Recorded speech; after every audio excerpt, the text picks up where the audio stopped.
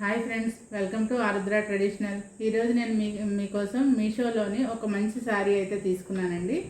ఇది మనకు 362 రూపీస్ పడింది.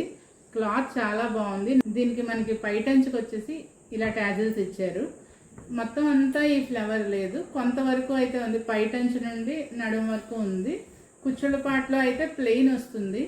ఈ శారీ కానీ తీసుకుంటే మీరు లాంగ్ ఫ్రాక్లు అయినా కుట్టించుకోవచ్చు, లేదా అంటే 3 స్టెప్ ఫ్రాక్స్ అయినా తీసుకోవచ్చు. ఒకసారి చూడండి ఈ శారీ ఎలా ఉంది అన్నది.